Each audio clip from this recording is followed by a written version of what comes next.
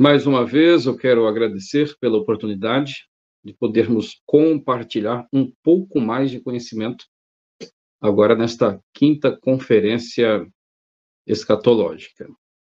Eu sou o pastor Ivan Santos, de Sorocaba, pastoreio uma congregação local e também viajo, ministrando seminário escatológico, pregando em escolas bíblicas, congressos, conferências, enfim. Nas Assembleias de Deus, graças ao nosso bom Deus, temos tido amplo espaço para poder desenvolver o ministério. E também em parceria, com o Seminário Batista Livre, onde temos o privilégio, a honra de também ensinar, dar aulas teológicas, E nesta ocasião nós vamos então falar sobre o pré-milenismo, pré-tribulacionismo, pós-tribulacionismo, mas o seu aspecto histórico, o desenvolvimento histórico dessas doutrinas, dando uma ênfase sobre a escatologia da reforma, mas vamos falar também, já na introdução, o início de tudo, para entendermos o porquê que os reformadores defenderam o que defenderam escatologicamente. E vamos finalizar falando um pouco sobre os efeitos de todo esse desenvolvimento histórico, escatológico, nos tempos atuais, tanto por parte do dispensacionalismo, ou pré-milenismo dispensacionalista, como também o pré-milenismo histórico futurista dos dias de hoje. Então, vamos lá. Dá início já, Gabriel? Tudo ok? Pode dar início, pastor. Fica à vontade. Estou aqui nos bastidores. Maravilha. Então, já pode colocar aí o primeiro slide. Nós vamos começar falando sobre o declínio do pré-milenismo na patrística. Para nós entendermos um pouco o contexto escatológico da reforma, é necessário nós iniciarmos desse ponto para sabermos, então, por que os reformadores foram praticamente unânimes em relação à posição escatológica no tocante ao milênio, defenderam um amilenismo e, consequentemente, também um pós-tribulacionismo. E que tipo de pós-tribulacionismo foi esse, Então, vamos lá. O nosso primeiro tópico tem a ver, então, com o declínio do pré-milenismo na patrística. É sabido de todos que praticamente todos os pais antenicenos eram pré-milenistas. Então, eles acreditavam naquilo que era denominado também de quiliasmo, isto é, Cristo retornará uma segunda vez a esta terra e estabelecerá um reino literal, um reino de paz, justiça e prosperidade, onde este mesmo Cristo, como descendente de Davi, governa o mundo a partir de Jerusalém. Entretanto, nós devemos iniciar falando um pouquinho sobre a questão hermenêutica, porque quando nós vamos estudar escatologia, não tem como iniciarmos por outro tópico a não ser a hermenêutica, pois é através do método hermenêutico que nós vamos definir a nossa posição escatológica e entender também as demais. Embora os pais pré-milenistas majoritariamente eram adeptos da interpretação literal, que hoje é denominada de o método histórico-gramatical, havia já uma tendência, mesmo entre os pré-milenistas, de se utilizar do método alegórico de interpretação. E esse é um ponto interessante que eu quero destacar nessa introdução, porque é aí que nós percebemos já uma possibilidade do declínio do pré-milenismo, como de fato ocorreu especificamente a partir do quarto e quinto século. E o que vem a ser esse método hermenêutico denominado de o método alegórico, que mesmo esses pais que se utilizavam da interpretação literal para chegarem à conclusão de um milênio literal sobre esta terra, adotavam essa perspectiva. O alegorismo, ele começa, na verdade, entre os gregos, né? Nós vamos pegar ali relatos, por exemplo, de Homero, descrevendo ali aquelas divindades gregas, e esses relatos são muito extravagantes, para não dizer um tanto bizarro também, né? E isso fazia com que os gregos, na verdade, ridicularizassem tanto esses escritos como essas divindades que eram descritas nos textos ali desse poeta. Por exemplo, nós vamos pegar ali informações sobre Zeus, né? Zeus deseja Alquimene, mulher de Antífron, e dela gera Hércules. Então, nós temos ali a ideia de cobiça, de traição, em meio a uma divindade, né? Freda, que se apaixona por seu enteado Hipólito, imoralidade. Tífon, que tinha 3 cabeças, que aponta para um aspecto de aberração, né? Ares, deus da guerra, que tinha aquele prazer na matança, se alimentava da guerra. Então, isso fazia com que o grego rejeitasse e ridicularizasse qualquer possibilidade de que esses deuses, de fato, tivessem algo com a realidade deles. Por esse motivo, nós vamos ter, então, um dos primeiros filósofos a começar a alegorizar o texto de Homero, que é justamente Teógenes de Régio. O que Teógenes de Régio faz? Ele vai alegorizar o texto para tirar essa literalidade crua, sangrenta, que tanto espantava os gregos, né, como fazia com que esses deuses virassem, na verdade, chacota entre eles. Então, a alegoria desenvolvida ali por Teógenes de Régio, ela tem por objetivo ofuscar qualquer possibilidade de literalidade no texto. Então, o método alegórico, ele vai justamente trabalhar essa perspectiva. Aquilo que está escrito, na verdade, não é, mas existem significados ocultos, mais profundos, a serem extraídos do texto.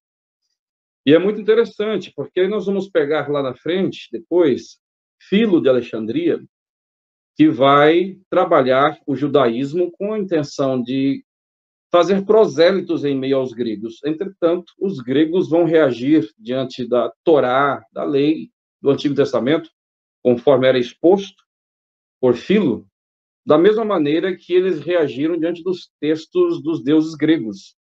Isso é, um sarcasmo, ridicularizando.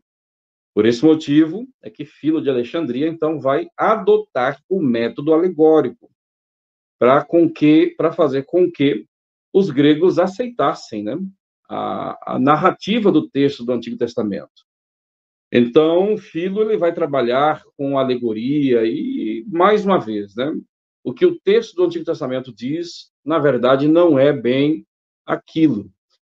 E como nós vamos para a patrística, os primeiros pais, denominados de pais alexandrinos, como Clemente, Orígenes, enfim, dentre outros, né, vão se utilizar dessa metodologia alegórica. E lembre-se, esse é um período onde o amilenismo ainda não existia praticamente.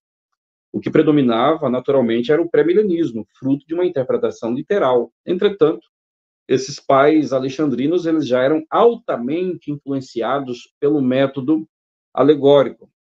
Nós temos, eu destaquei a letra A, Clemente, né? Clemente, por exemplo, ele vai interpretar Números, capítulo 12, onde o texto descreve sobre aquele motim que Arão e Miriam faz contra Moisés, e eles trazem ali uma interpretação, Clemente, né, traz uma interpretação totalmente alegórica. Ele vai dizer que Moisés ali, na verdade, é Cristo, né? A mulher cuxita, do qual Miriam e Arão acusou Moisés, representa a igreja. Miriam é Israel. Então, nesse sentido, a Miriam é Israel que tem ciúmes da mulher cuxita e o seu relacionamento com Moisés, que é Cristo. Então, nós percebemos que já a tendência do método alegórico é suplantar a literalidade e o contexto histórico do texto do Antigo Testamento. Orígenes foi o grande alegorista, né? Nós poderíamos falar muita coisa acerca de Orígenes, mas como este já é bem conhecido como um dos grandes alegoristas, prefiro até não comentar muito sobre ele, até mesmo porque estamos apenas na introdução. Temos também aqui a quadriga, né? Quadriga é aquele método onde um texto, ele tem 4 significados, né? Tem o significado histórico, alegórico, tropológico ou moral, né? E anagógico, que é o escatológico. E nesse sentido, então, por exemplo, Jerusalém. Jerusalém significa a igreja, significa a alma e significa também a Jerusalém celeste. Então, perceba, não há uma precisão na interpretação. Existem diversas possibilidades de você interpretar um mesmo personagem, uma mesma passagem, um mesmo evento. E esse foi o grande problema que já começou a afetar a hermenêutica nos primórdios da patrística, que veio adiante, né, levar o pré-milenismo. Óbvio que houve outros fatores, né, que levou o pré-milenismo ao declínio, né, como o problema com a escola antioquina, né, onde em Antioquia se desenvolveu fortemente o método literal de interpretação em oposição ao alegorismo de Alexandria. Mas, enfim, a queda daquela escola também colaborou para que o pré-milenismo sucumbisse. Mas, entretanto, o que eu estou destacando é a influência do método alegórico em detrimento ao método literal de interpretação do texto bíblico. E esse é um dos pontos iniciais que percebemos e contribuiu para que o amilenismo viesse ganhar território, o pré-milenismo perdesse o seu espaço e, consequentemente, qualquer possibilidade de um maior desenvolvimento de um pré-tribulacionismo na patrística, conforme nós encontramos principalmente em Efrêmio Ciro, Victorino de Petal, né, ali no século III, século IV. Mas, uma vez que o pré-milenismo começa a cair, naturalmente, o pré-tribulacionismo também não vai ter já espaço, uma vez que o pré-tribulacionismo é uma consequência natural do método literal de interpretação bíblica que leva ao pré-milenismo. Nós vamos repetir isso mais adiante, né? O pré-milenismo, por natureza, deve ser pré-tribulacionista, né? Então, todo defensor do pré-milenismo, ele utiliza o método hermenêutico literal para interpretar os textos do Antigo Testamento. E esse mesmo método literal que me leva a ser um pré-milenista, ele vai me levar a uma conclusão pré-tribulacionista. Mas, infelizmente, já no início da igreja, nós nos deparamos com esse problema, dentre tantos outros, que nós ainda vamos analisar algumas coisas. Pode colocar aí o segundo slide, né, onde nós vamos falar sobre o antissemitismo na patrística. Esse é um outro ponto muito interessante, né? E tudo isso que eu estou abordando é para nós entendermos um pouco a escatologia da reforma e a escatologia da pós-reforma. O antissemitismo é aquela ideia, né, de que os cristãos se opõem aos judeus por conta desses terem rejeitado a Cristo e serem os culpados, por assim dizer, pela crucificação e morte do Senhor Jesus Cristo. E o que eu acho assim curioso é que já no início do segundo século, a igreja ela era naturalmente, predominantemente gentílica, e já havia um forte antissemitismo ali em meio àqueles pais, né? Até Adolf Harnack vai dizer, né, que os cristãos acreditavam que os judeus tinham sido rejeitados por Deus. E eles, os cristãos, se tornaram um novo povo de Deus. Então, assim nasce o que é denominado hoje de supersessionismo. O que é o supersessionismo? É a ideia de que a igreja substituiu o Israel étnico definitivamente. Uma outra expressão comum que é utilizada, né, fruto desse supersessionismo, é que a igreja hoje é o verdadeiro Israel. E, consequentemente, né, como já foi dito, Deus já não tem mais nenhum propósito específico com o Israel étnico, a não ser com aqueles que naturalmente se convertem e se tornam a igreja, juntamente com os gentios.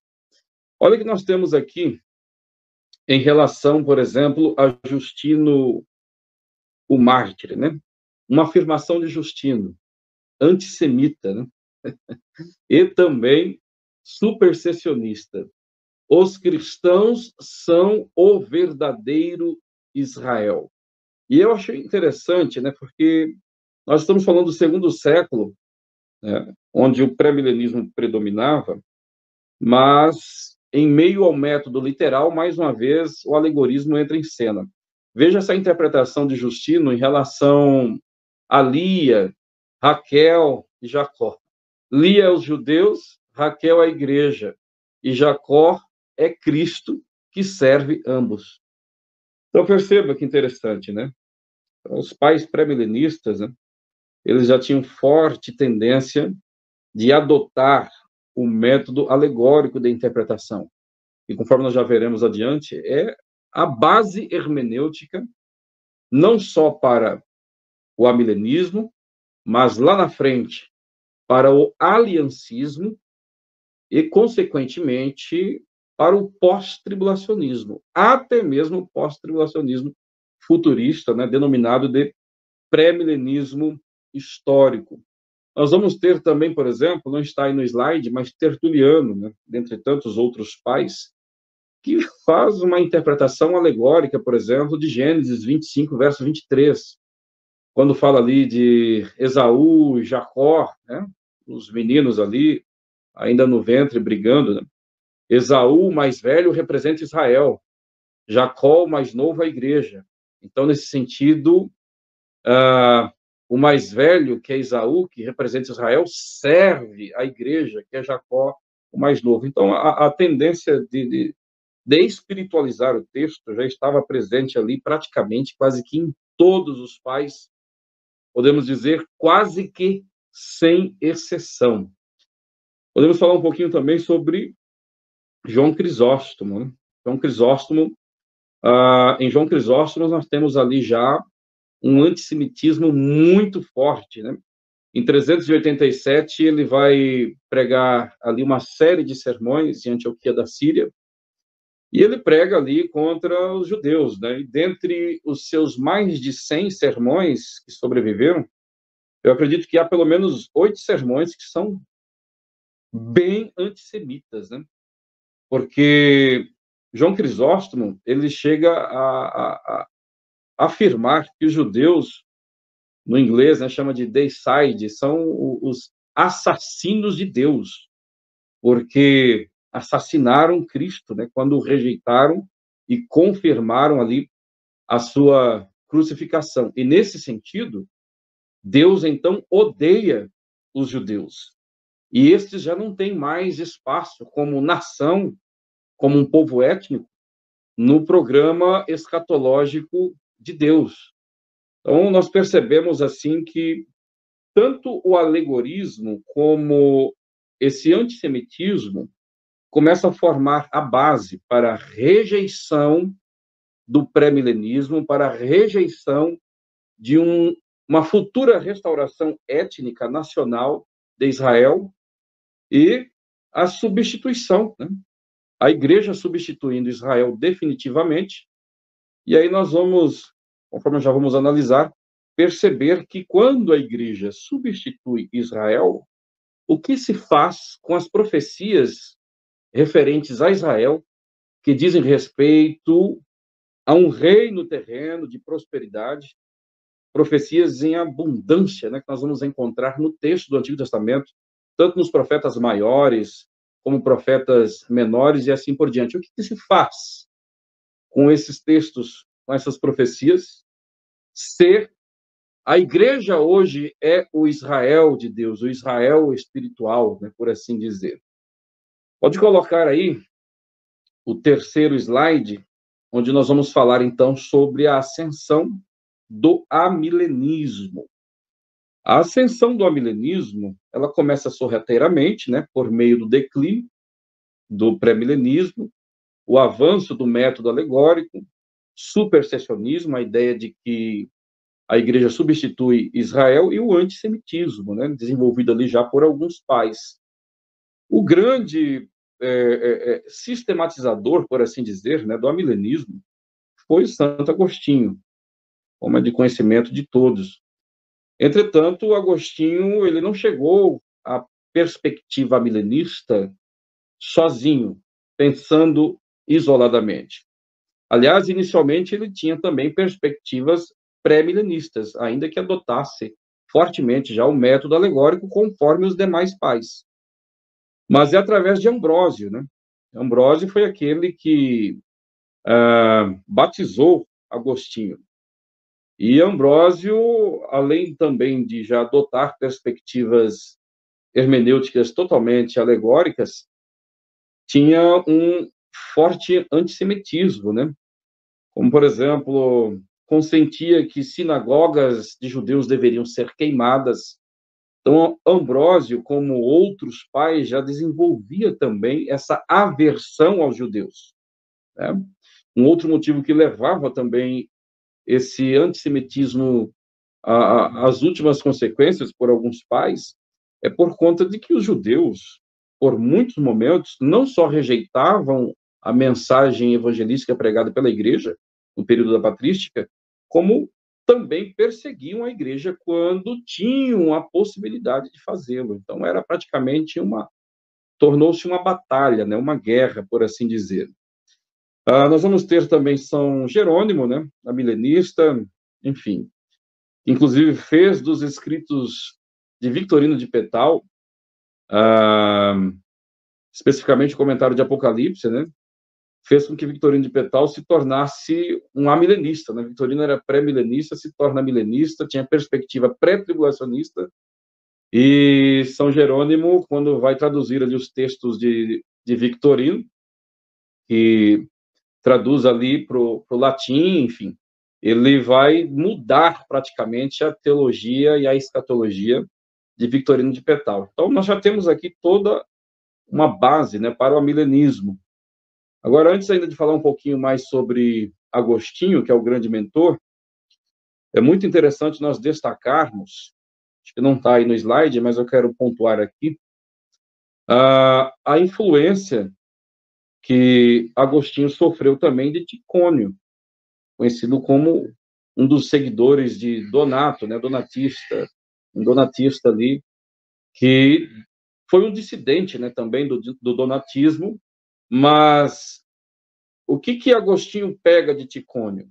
Ticônio é considerado como sendo um dos primeiros a escrever, por assim dizer, um tratado hermenêutico, apresentando regras hermenêuticas de interpretação, mas, obviamente, na perspectiva alegórica, né? E isso daí agradou e chamou a atenção de Agostinho. O outro ponto é que Ticônio, como um alegorista, ele fez uma interpretação muito interessante de Apocalipse, capítulo 12, onde nós temos ali o texto que descreve a mulher vestida do sol, com a lua debaixo dos pés, uma coroa de 12 estrelas. E Ticônio ele diz que a mulher é a igreja, o fato dela estar vestida do sol, o sol é Cristo, é Jesus, é a igreja revestida de Cristo.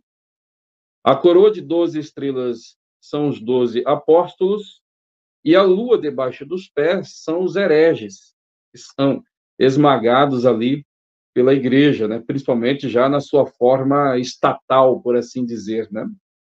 Então, essa perspectiva de Agostinho em relação ao uso do método alegórico e a interpretação de outros textos que nós vamos ver aqui adiante, fez com que Agostinho, inclusive, citasse muito, né, Ticônio. Então, Ticônio, além de Ambrósio, o próprio São Jerônimo, né, foi um grande influenciador de Agostinho para que esse viesse consolidar ali o método alegórico, né, de interpretação e, naturalmente, a escatologia amilenista, né? Então, nós temos aqui Agostinho, inicialmente defendeu o quiasmo, né? E mais tarde, enfim, influenciado aí por esses nomes, como Ambrósio e Ticônio, se torna um amilenista. Logo, a ideia de um milênio literal, olha que interessante, né? A ideia de um milênio literal com bênçãos físicas e materiais, como comer, beber, casar, começou a ser vista como algo carnal, né? Não somente por Agostinho, mas alguns pais já começaram a ver como algo carnal, como algo que viesse diminuir Cristo como um rei. Imagine Jesus voltar e reinar sobre essa terra fisicamente, ainda sobre o pecado, um período onde as pessoas vão casar, vão trabalhar, vão gerar filhos. E aqui nós percebemos também uma influência platônica, mais precisamente, na verdade, uma influência gnóstica, né? Porque é o gnosticismo que começou a trabalhar essa ideia de que a matéria é má, negando, por exemplo, a encarnação de Cristo. Então, nós percebemos essa influência agora platônica e gnóstica, como que se um reino terreno literal, a matéria em si, fosse má ao ponto de que não pudesse haver um reino literal sobre essa terra. Logo, esse reino passa a ser espiritual. Tudo que é material começa a dar lugar para o espiritual e passa a ter já um cumprimento histórico nos dias de Agostinho, porque assim ele entende o milênio, né? Como algo que começou ali com o primeiro advento de Cristo. Então, a igreja já estava vivendo agora o milênio e estava desfrutando das bênçãos que o texto do Antigo Testamento claramente aponta como terrenas e materiais, que é para o Israel no milênio, no reino mediatório, intermediário, que ainda é futuro.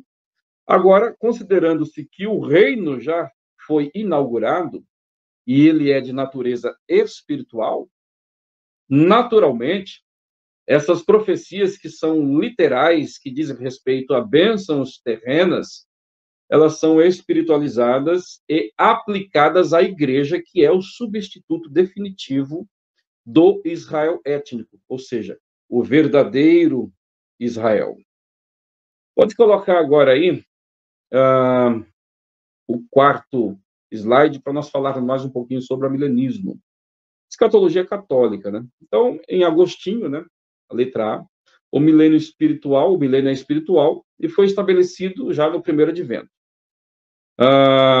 Outro ponto interessante em relação a isso é que Agostinho ele vai interpretar Daniel capítulo 2, quando fala ali daquela estátua, né, que representam 4 impérios, a pedra que vem e esmaga os pés da estátua e quebra ali aquela estátua, representando, na verdade, o segundo advento de Cristo, porque é somente no segundo advento de Cristo que o próprio Cristo dará fim ao governo gentílico, porque a estátua ali representa governos terrenos, representado por homens mesmo, né? Pessoas na sua condição física, ali não tem nada de espiritual.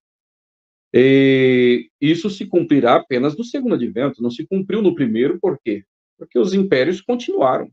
O último grande império, na verdade, será governado pelo anticristo, né? Ou seja, o tempo dos gentios ainda continua. Entretanto, Agostinho ele vai interpretar que a pedra é o primeiro advento e, influenciado mais uma vez por Ticônio, porque, na verdade, essa interpretação é de Ticônio, isto é, Cristo, em seu primeiro advento, ele vem e estabelece o reino.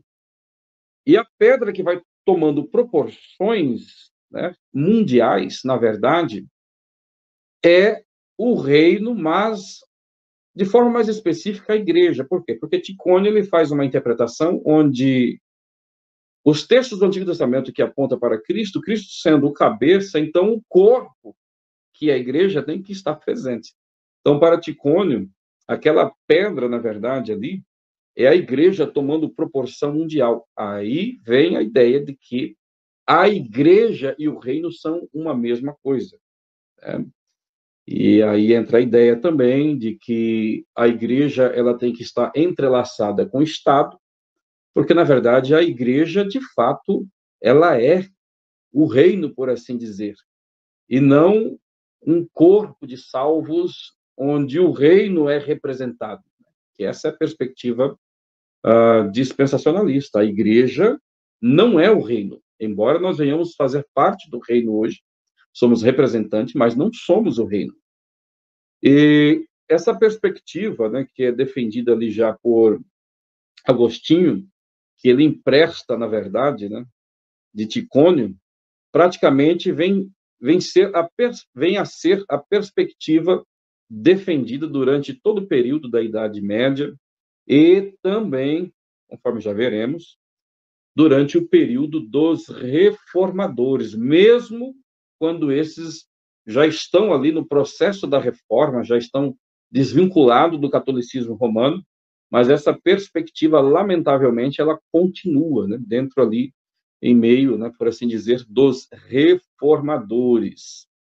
É por esse motivo, por exemplo, né, que Agostinho, naquela obra famosa, Cidade de Deus, ele vai apresentar ali o reino de Deus já no seu aspecto espiritual, as bênçãos, tudo, porque a igreja é o reino e a igreja está vivendo toda a prosperidade, né?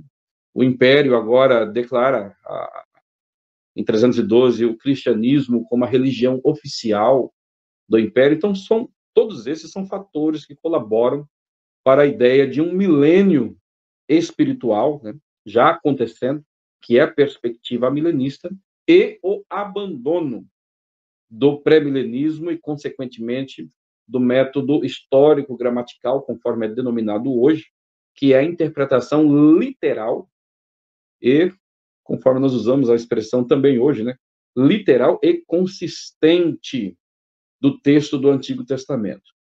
O quinto slide, pode colocar o quinto slide, nós já vamos falar um pouquinho agora, então, também sobre a escatologia na reforma, propriamente dito, né?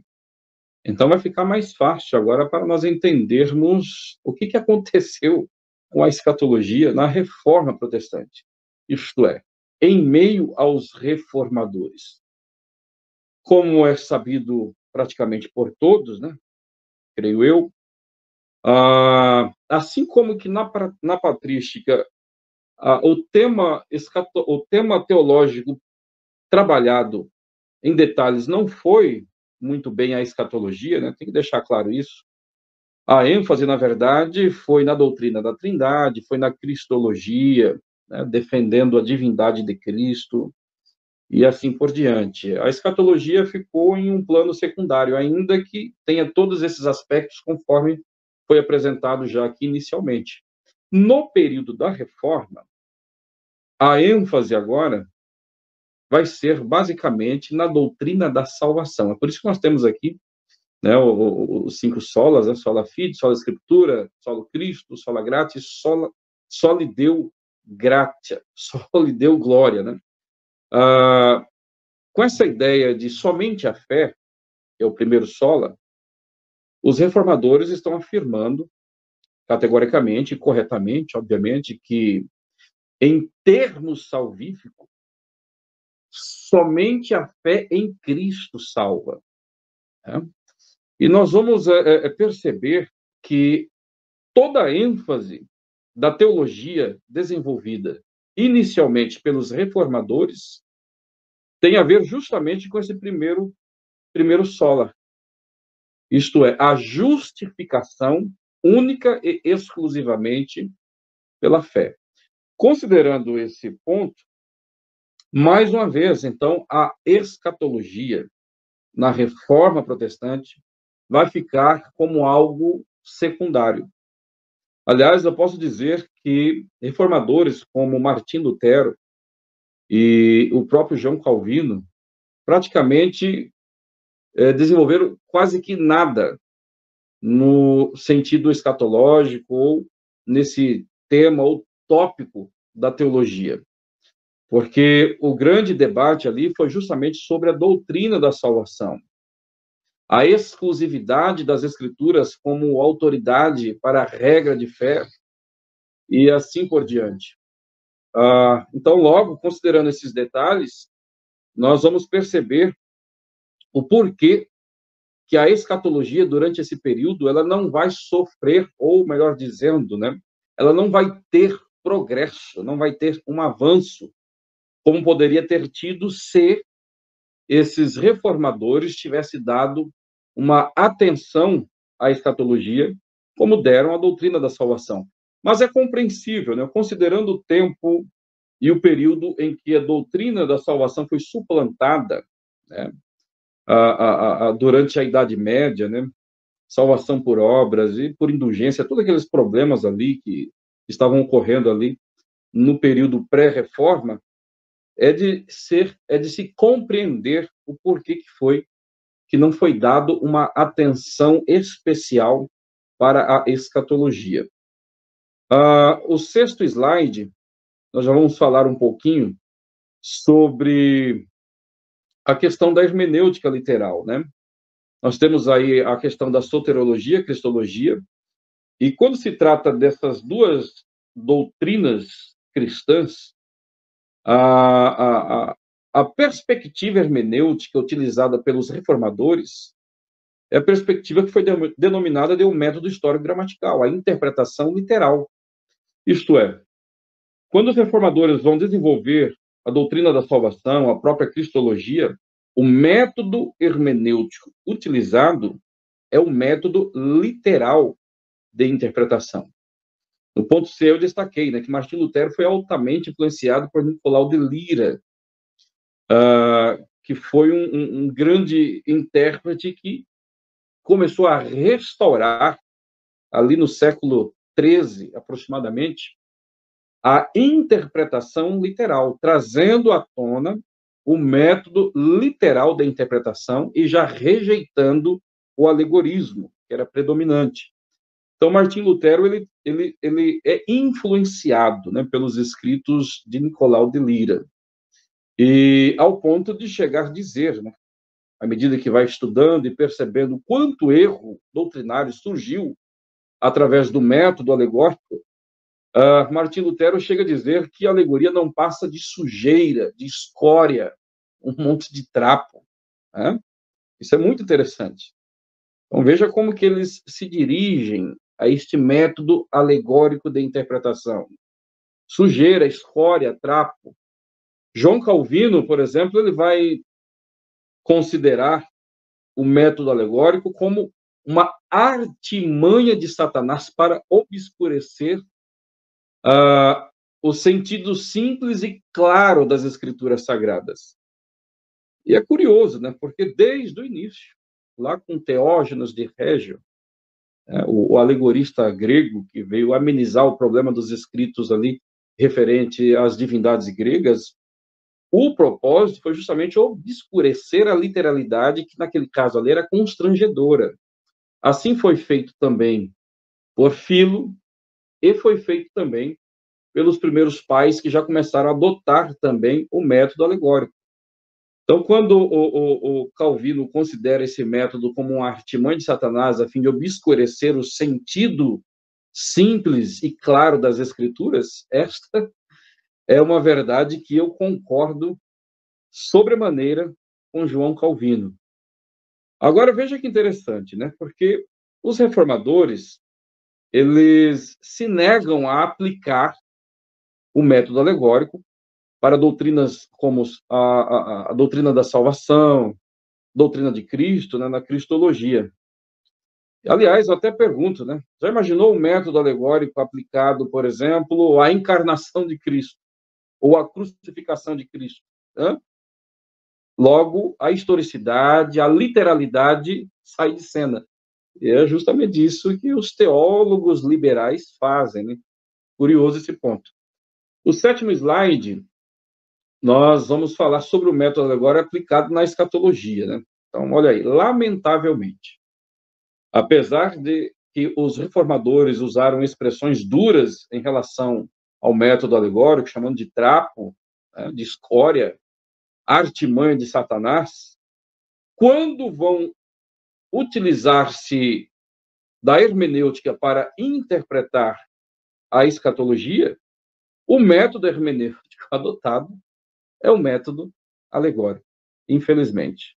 E por esse motivo é que a escatologia desses primeiros reformadores praticamente é a escatologia de Agostinho, ou a escatologia católica romana, isto é, o amilenismo, a ideia do supersessionismo, a ideia de que a igreja é o reino, e a igreja então vai tomar proporções, mesmo depois de que já saíram do catolicismo, que já romperam com várias doutrinas católicas, por meio dessa metodologia alegórica, infelizmente, não há mudanças, né, no que tange à escatologia.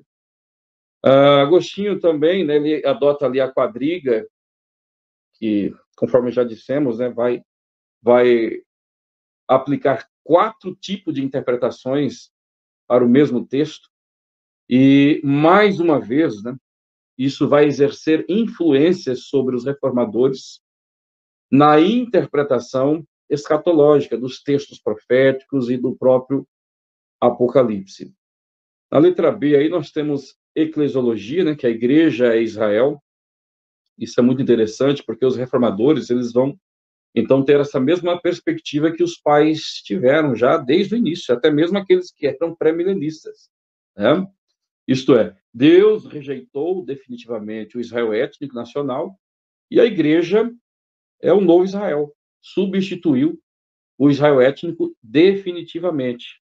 Agora, o que é curioso é que nesse período aí, por exemplo, né, ali entre reformadores como Zwinglio, Henrique Bullinger, começa a nascer um supersessionismo já de uma forma mais bem elaborada, por assim dizer, que mais adiante é melhor trabalhado pelo aliancismo de Johannes Roteius, né, e vai desenvolver ali uma sistematização do que é denominado hoje de aliancismo. Zwinglio, né, considerado um dos primeiros a trabalhar o conceito de aliança, isto é, Deus tem um único povo e uma única aliança. E também Bullinger, né, que vai trabalhar a ideia de uma teologia do pacto. E com isso, mais uma vez, igreja e Estado passa a ser uma coisa só, né? Porque a igreja é o reino. Isso em meio aos protestantes, em meio aos reformadores. Então, Bullinger vai dizer que a igreja, né? Aliás, tem uma obra, né? Um tópico, né, de Bullinger, que ele vai intitular da seguinte forma: a única e eterna aliança de Deus. Então, a partir dessa perspectiva, Bullinger ele vai entender que todas as alianças, na verdade, são desdobramentos de uma única aliança, que é a aliança da graça. Então, se existe uma única aliança, existe um único povo, e aí nós temos também a ideia de que a igreja já existe até mesmo antes de Israel, né? Porque a Bullinger ele vai entender que a fé de Abraão foi contada antes da circuncisão.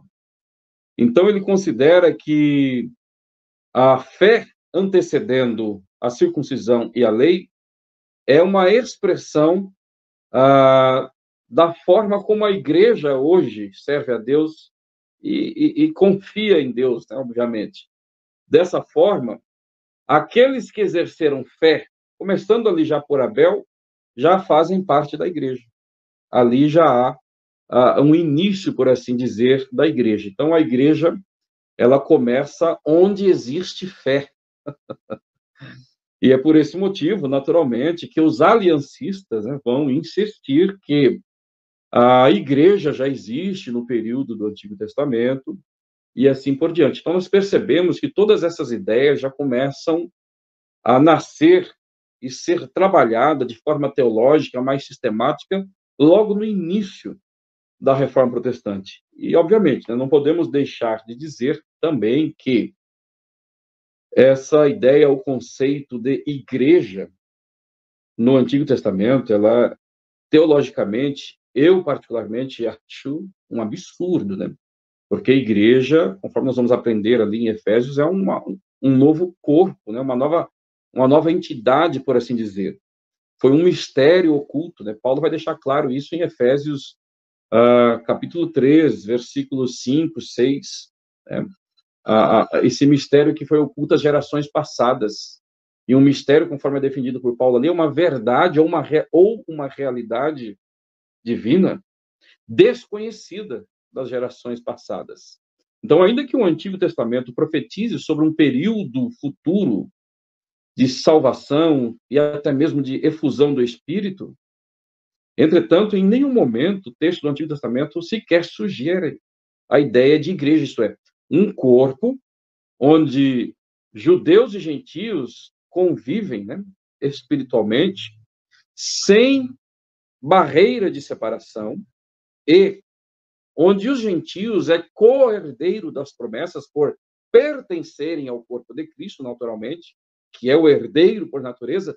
Os gentios são herdeiros em pé de igualdade com os judeus, algo que não acontecia no Antigo Testamento. Então, a igreja é uma realidade totalmente nova, né? Efésios capítulo 1, versículo 20 em diante, vai deixar claro que Cristo só foi constituído cabeça da igreja após a sua ascensão. Eu sempre gosto de dizer, né, que se existiu igreja no Antigo Testamento, e entre os aliancistas é interessante que não há um consenso quando a igreja começa, né?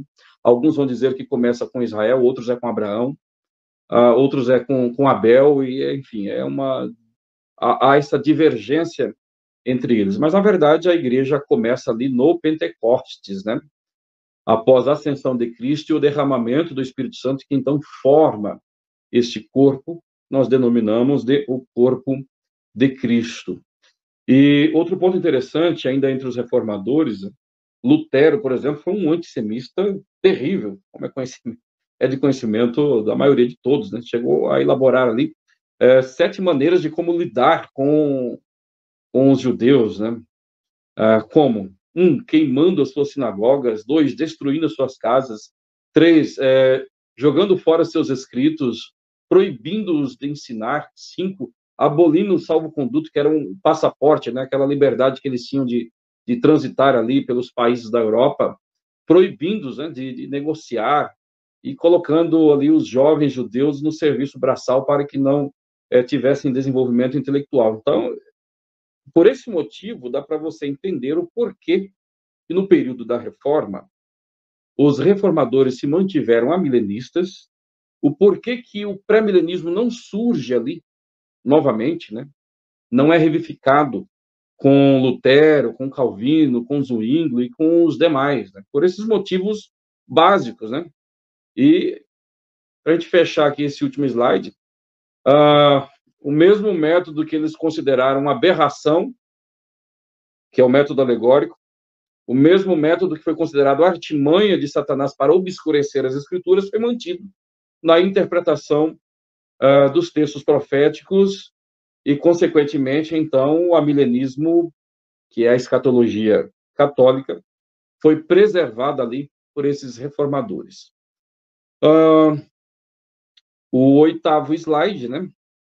Nós temos aqui agora a leitura histórica, né, ou historicista de Apocalipse por Lutero e por outros reformadores. E o que consiste uma leitura historicista do livro de Apocalipse? A leitura historicista ela vai interpretar o texto bíblico à luz dos eventos contemporâneos. Então, ainda hoje, né, o historicista é aquele que vê um grande evento acontecendo agora, ele vai correr atrás do texto bíblico para achar ali uma profecia e tentar harmonizar aquele texto, aquela profecia, e dizer, está se cumprindo hoje este texto profético, esta profecia.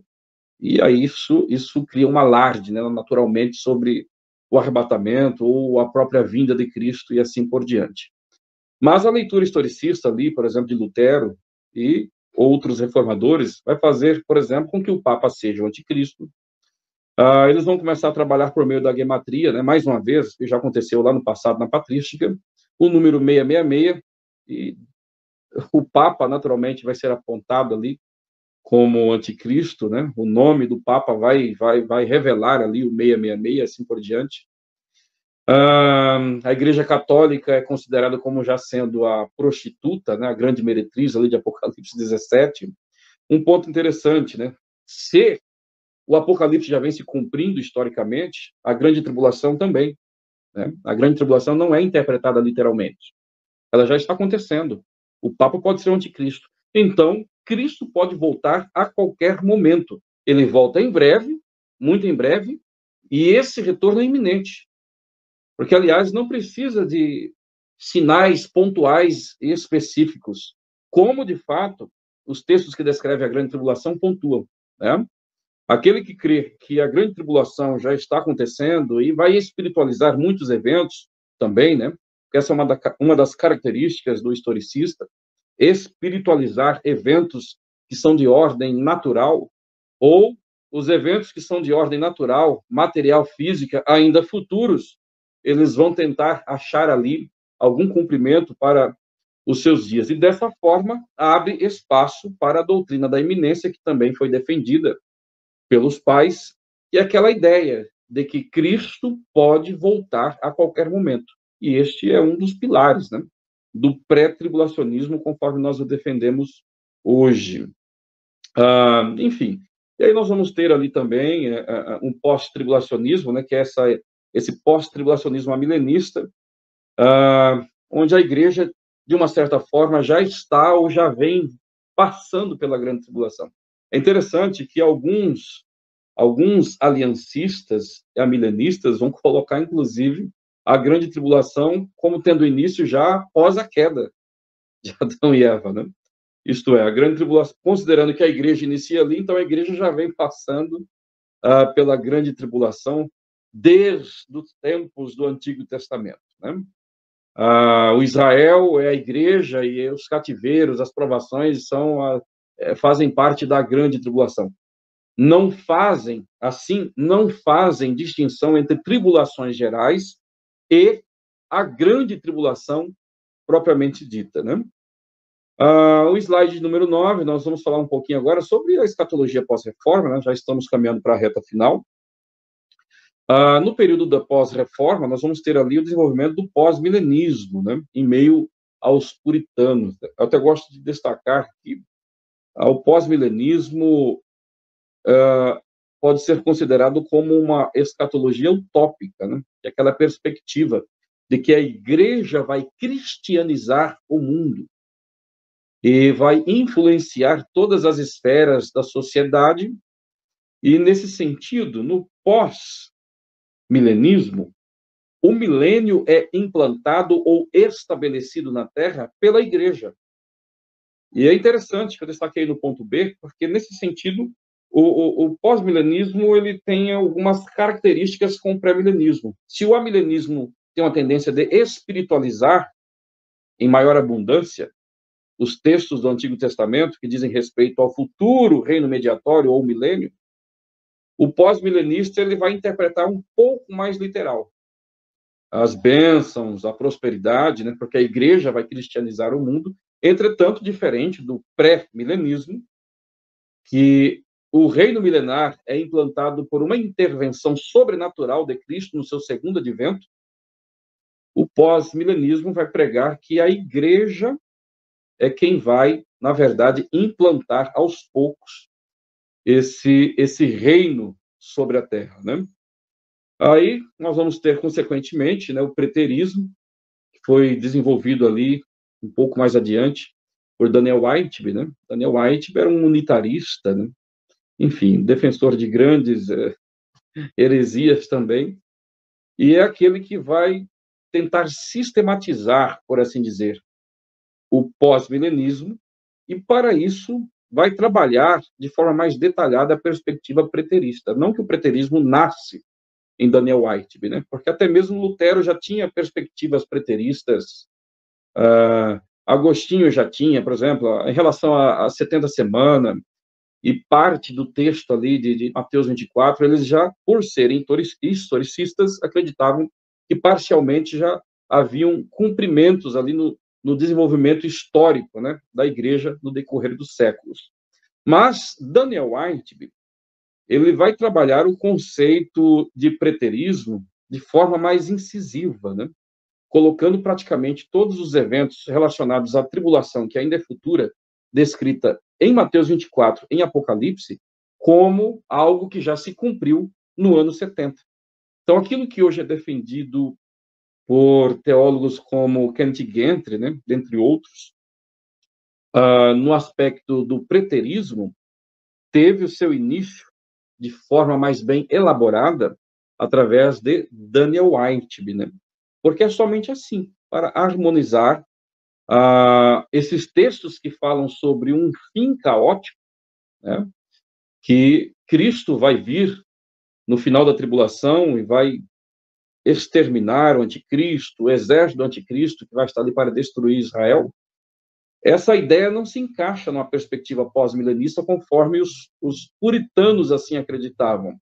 Por esse motivo, a necessidade, então, de colocar esses eventos que apontam para um fim caótico, mas com uma intervenção sobrenatural, onde Cristo vence os inimigos do povo de Deus, esses eventos aí que Jesus descreveu ali em Mateus 24, tem que se cumprir até o ano 70. Enfim, aí entra toda uma discussão que não é o nosso objetivo e até mesmo não temos tempo aqui para isso nesta ocasião. E nós vamos ter, então, aqui no slide número 10, o pré-milenismo dispensacionalista, né? Vale mais uma vez destacar, acho que na outra conferência que eu palestrei o ano passado, eu dei uma ênfase muito grande sobre não apenas o pré-milenismo que surge ali em meio aos puritanos também, né? Isso é muito interessante. Eles não eram totalmente amilenistas, né? Haviam ali já os pré-milenistas. O pré-milenismo começa, então, a surgir dentre os puritanos por conta da aplicação do método literal de interpretação no texto dos profetas.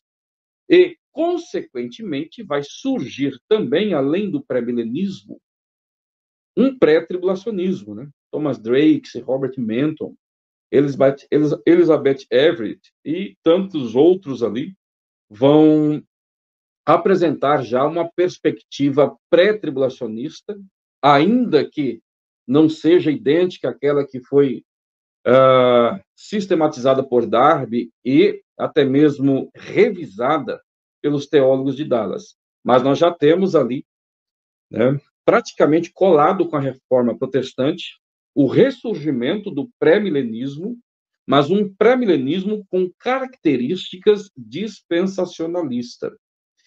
E olha que interessante, né? Nós vamos ter já ali na sequência Darby, né, com a sistematização e organização de todos os pontos, né, que fundamentam o dispensacionalismo, por assim dizer.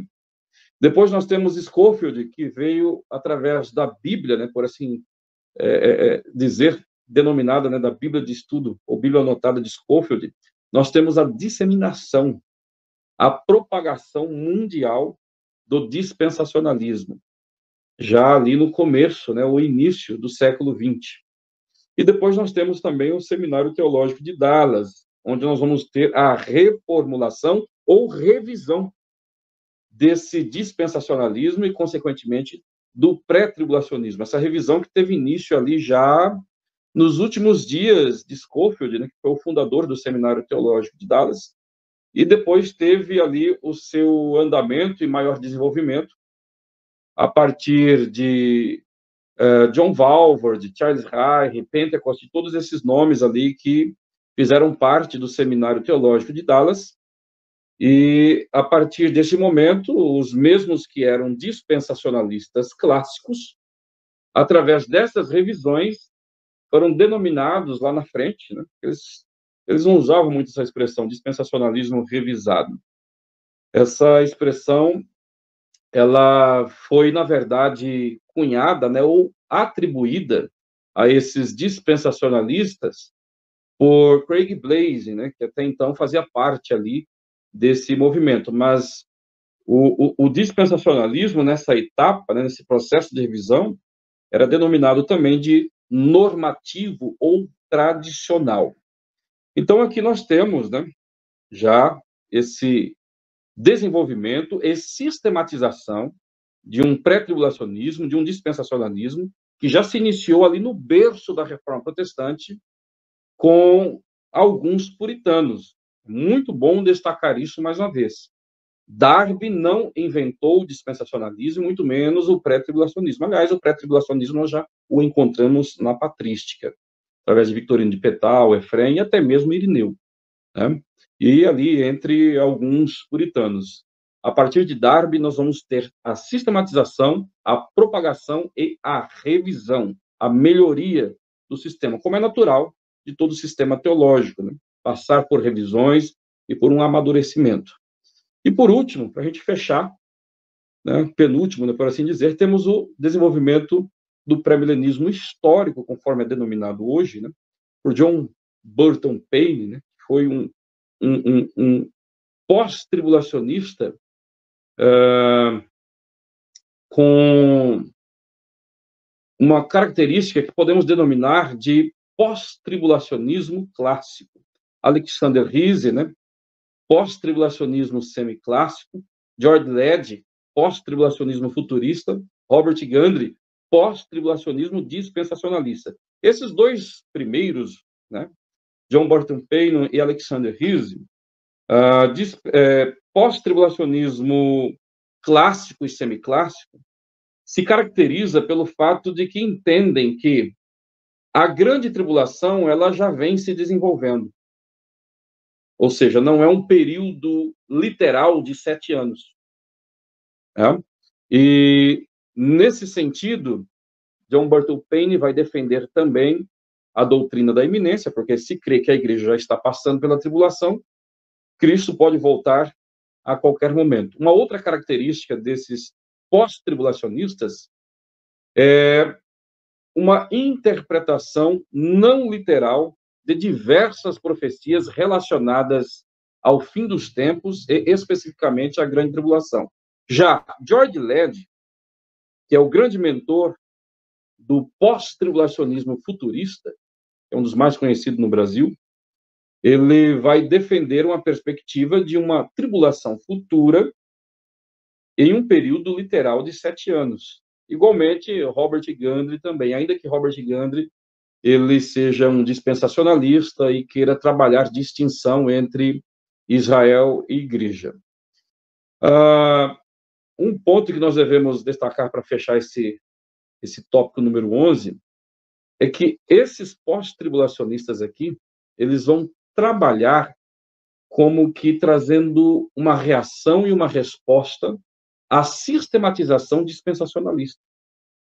Olha que interessante. Então, o pós-tribulacionismo futurista, ou pré-milenismo histórico, conforme nós conhecemos hoje aqui no Brasil, ele é mais recente em termos de sistematização do que o dispensacionalismo, porque foi uma resposta ao dispensacionalismo. Agora, o último ponto, problemas, né? Os problemas do pós-tribulacionismo futurista. Gabriel, tenho que ainda uns 5, 10 minutos para poder desenvolver esse último ponto. Como é que nós estamos aí de tempo? Porque aqui nós temos alguns tópicos, né, que se eu for trabalhar detalhadamente esses tópicos, eu gastaria aqui horas só para desenvolver esses pontos. Pastor, pelo menos uns 5 minutos nós temos, sim. Uns 5 a 7 minutos dá para usar para isso. Maravilha, vamos lá. Então, vamos passar rapidamente aqui, para nós fecharmos, né, esse assunto. O que nós vamos apresentar agora? A consequência de não adotar um método literal consistente ao interpretar os textos proféticos, que começou lá na patrística. Depois foi sustentada e mantida ali por Agostinho, e mais uma vez mantida pelos reformadores. E, interessante, né? Se o dispensacionalista se caracteriza por adotar uma hermenêutica histórico-gramatical, um método literal consistente ao interpretar as escrituras referente às profecias que dizem respeito a Israel, como o milênio, o dia do Senhor, né, diz respeito a eles. O pós-tribulacionista, ainda que seja pré-milenista e adote também a hermenêutica literal, a sua hermenêutica não é consistente. Porque em alguns pontos, onde o texto do profeta aponta um reino literal, para o Israel étnico literal, descendente biológico, esse mesmo profeta ele vai trabalhar textos também se referindo a profecias para esse povo, que é Israel, fazendo referência, por exemplo, ao dia do Senhor. E aí entra o problema de uma hermenêutica inconsistente para se sustentar um pós-tribulacionismo dentro da perspectiva pré-milenista, isto é, quando chega nesses pontos onde apresenta a grande tribulação, o dia do Senhor, que o mesmo profeta que profetizou o milênio para esse povo também profetizou esse tempo para este povo, o pré-milenista histórico, nesses pontos, ele não vai interpretar literalmente. Essa profecia, ela não diz respeito a este povo literal. É a igreja, né? Como que aí, nesse caso, já não é válido. A grande tribulação não se aplica mais ao Israel, que é o que o texto do Antigo Testamento, Jesus, em Mateus 24, vai deixar claro. Aí colocam a igreja ali. Esse é o primeiro ponto aqui que eu destaquei. O segundo, né? Consequentemente, a igreja, em alguns pontos, conforme eu já venho falando, se torna Israel para que então passe pela grande tribulação. Terceiro, o dia do Senhor não é para Israel. Gente, eu creio que essa é uma das afirmações mais absurdas que pode ser ditas, assim, em um âmbito hermenêutico, por aquele que quer sustentar o pré-milenismo, que é o resultado da interpretação literal do texto. Né? Por quê? Você pega o texto, por exemplo, de Joel capítulo 2. Quando Joel começa a descrever o dia do Senhor, ele o relaciona a Israel, primariamente. Ele vai dizer que é um tempo singular, sem precedente. Jesus, em Mateus 24, quando ele começa a descrever os últimos 3 anos e meio da 70ª semana de Daniel, ou da grande tribulação, que é o mesmo período, né, o dia do Senhor, ele faz referência à grande tribulação como sendo um tempo de sofrimento, de tribulação sem precedente, como nunca houve desde o início e tampouco haverá depois. É o mesmo que Joel diz, só que Joel está se referindo ao dia do Senhor. Então perceba que a grande tribulação, ou o dia do Senhor, conforme os profetas deixam claro, tem relações primárias com Israel, e não com a igreja, né? 4 pontos, segunda vinda de Cristo, né? Meus irmãos, olha que interessante. A segunda vinda de Cristo, ela tem um objetivo específico, que é o estabelecimento do reino milenar. Então, preste atenção nisso. Esse é um dos grandes problemas do pré-milenismo histórico, assim como do amilenismo de todo pós-tribulacionista. Atrelar arrebatamento com segunda vinda. O fato de que parousia é usada também ali em 1 Tessalonicenses 4, parousia entra como um termo técnico para a segunda vinda, quando na verdade não é. Assim como harpazio também não é termo técnico para o arrebatamento da igreja. É o contexto que define o que se trata aquela parousia. E o que eu quero dizer com isso? A segunda vinda de Cristo, ela tem o objetivo de estabelecer o reino milenar e não arrebatar a igreja. E é muito interessante que todos os textos que você for analisar, né? Isaías 63, Zacarias capítulo 14, Mateus 24, Apocalipse 19, todos esses textos que descrevem o segundo advento de Cristo em maiores detalhes, nenhum deles faz menção à ressurreição dos santos e tampouco o translado, o arrebatamento dos santos. Então, assim, se existisse um arrebatamento no momento do segundo advento, deveria haver pelo menos um único texto que descrevesse este arrebatamento. Mateus 24 fala de um ajuntamento, que é uma referência ao ajuntamento dos eleitos, os israelitas sobreviventes da grande tribulação. Esse ajuntamento é feito por anjos e é feito na terra, não tem rapto, não tem arrebatamento ali, não tem ressurreição. Apocalipse 19 não descreve, em hipótese alguma, a partir do versículo 11, a ressurreição dos santos. Ao contrário, né? Depois do segundo advento, após a prisão de Satanás, no capítulo 20, lá no versículo 4, antes do estabelecimento do milênio, é que haverá a ressurreição dos mártires, não é da igreja, isto é, depois do segundo advento. Então, a segunda vinda não tem propósito de arrebatar a igreja. A segunda vinda tem o propósito de Cristo resgatar Israel do cerco ali pelo exército do anticristo e estabelecer o reino. É o que todos esses textos que descrevem a segunda vinda vão apresentar em comum. Jesus voltando a esta terra para estabelecer o reino milenar. Então, esse é um grande problema que nós vemos quando alguém quer manter o método histórico-gramatical, a interpretação literal, que conduz ao pré-milenismo e quer manter um pós-tribulacionismo. E para fechar, né, o outro grande problema, e preste atenção, são inúmeros aqui, eu apresentei resumidamente apenas 5. Né? Quem são os habitantes do milênio? Isso aqui é para a gente fechar a conta. Dentro de uma perspectiva de um pré-milenismo histórico, Jesus vem no fim da tribulação, enquanto ele está vindo, ele arrebata a igreja o encontra nos ares, Cristo retorna à terra e estabelece um milênio, onde vai haver procriação, casamentos, né, consequentemente, e uma vida normal sobre essa terra, o que exige um corpo natural, um corpo não glorificado. Agora, preste atenção, se a igreja é arrebatada no fim da grande tribulação, os bodes já são separados. As ovelhas, no caso, são tiradas, já há separação de bodes e ovelhas, e só ficam bodes. Mas Jesus, em Mateus, capítulo 25, vai deixar claro que, quando ele retorna, haverá o julgamento das nações, haverão ovelhas e bodes vivos. As ovelhas são os salvos sobreviventes da perseguição, os bodes são os ímpios, e é ali que os bodes são tirados, e as ovelhas são deixadas para entrarem com seus corpos naturais no milênio. As ovelhas são os salvos sobreviventes da perseguição do anticristo. Mas se Jesus arrebatou a igreja ali, já houve a separação. E outras ovelhas estão todas agora com corpos glorificados.